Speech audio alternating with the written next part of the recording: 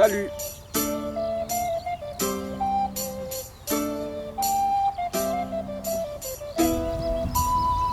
C'est amusant le dualisme des bleuets et des coquelicots. C'est vraiment la fleur de l'été qui arrive. Mais vraiment ce bleu, c'est vraiment l'opposition de bleu et rouge pur. C'est peut-être que pour se différencier l'une de l'autre, elles vont adopter des couleurs opposées. Qui semblent opposées. Je réfléchissais à ce que je disais des couleurs. Qu'on a du bleu pur, du rouge pur. Et un nouvel élément qui était sous mes yeux pourtant m'a sauté d'un coup aux yeux, puisqu'il était sous mes yeux, c'est qu'il y a du vert derrière. Bon, ça, justement, il était tellement là que j'y avais pas pensé. Et l'addition rouge-vert-bleu, c'est les trois couleurs principales de la synthèse colorimétrique positive, additive, pardon. Enfin, c'est-à-dire que c'est la synthèse qui est faite dans les écrans, mais c'est aussi la vraie synthèse de couleurs, dans le sens où c'est la synthèse c'est les trois couleurs utiles pour faire la synthèse additive, c'est-à-dire la synthèse des couleurs avec la lumière.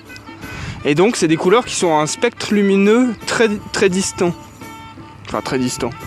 Qui sont à un spectre lumineux très, très éloigné. Et donc je sais pas si c'est un indice de plus, mais en plus de se différencier, enfin le bleuet, en plus de se différencier totalement du rouge, il se différencie aussi totalement du vert. Bon, c'est le principe de la fleur, hein, de prendre une couleur qui est différenciable de la couleur verte de la chlorophylle pour sauter aux yeux des insectes. Mais du coup j'apprends rien de nouveau. Enfin bref, on a dans ce champ le rouge, le vert, le bleu, qui sont trois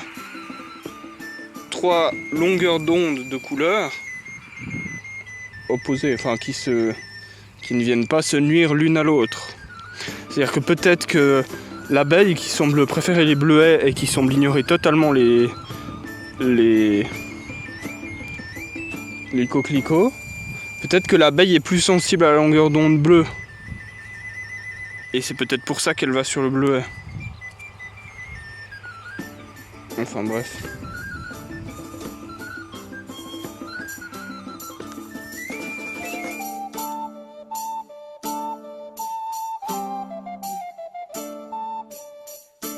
Mais du coup je suis content parce que c'est plein d'abeilles. Et ça veut dire qu'il y a encore des abeilles.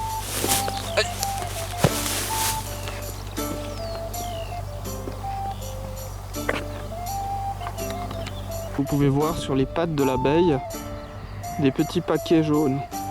Ces petits paquets jaunes, c'est tout le pollen. Et quand elle va aller de fleur en fleur, elle va polliniser les autres fleurs. Parce qu'elle a ces petits paquets de pollen qui s'accumulent. Des coquelicots et des bleuets dans un champ de colza. C'est pas le même que l'année passée parce que celui de l'année passée il a été passé au Roundup. Donc il n'y a plus un seul coquelicot et un seul bleuet. D'ailleurs je crois que c'est même plus du colza.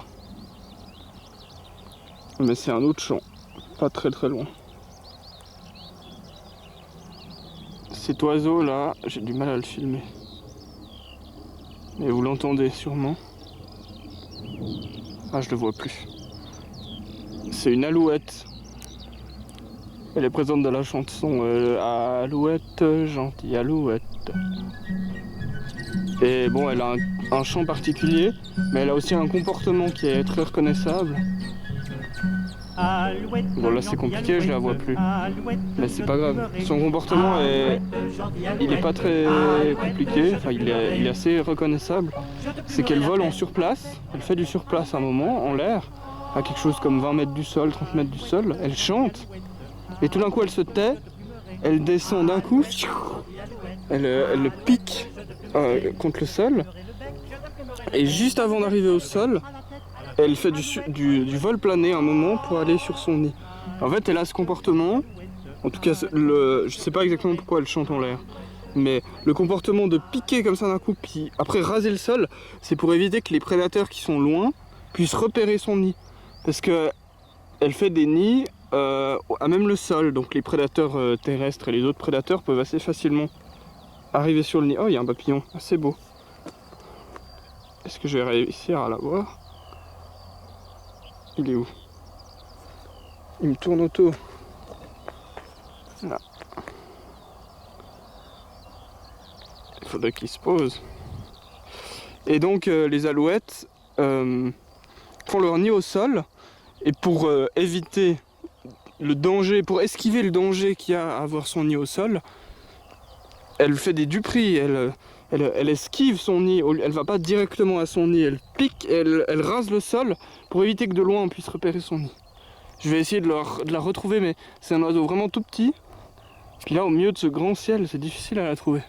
Même à l'œil nu, c'est difficile, alors après, avec la caméra, c'est compliqué de zoomer dessus.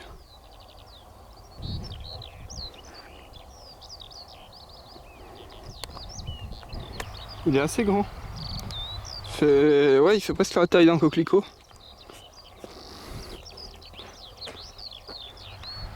C'est un champ de colza. Donc le colza, il est surtout utilisé pour faire de l'huile.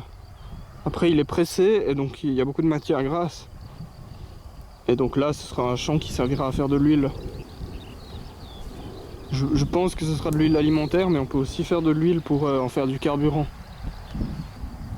Mais j'ai toujours trouvé ça un peu spécial de remplacer notre alimentation, enfin nos champs d'alimentation par des champs pour faire du carburant. Enfin, je sais pas à quoi il va servir celui-là. Du colza. La fleur est jaune. Il y en a encore quelques-unes, c'est dépassé, mais c'est ce qui faisait les grosses taches jaunes dans les champs il y a quelques mois. Là, c'est ça la fleur de colza. Et avant, le champ on était couvert. Mais c'est passé maintenant. Là, il y a encore aussi quelques fleurs. Et c'est ça qui faisait les énormes taches jaunes. Ah, il y a un mec en moto là-bas. Coucou! Coucou! Ouais, bon, on s'en fout. Voilà.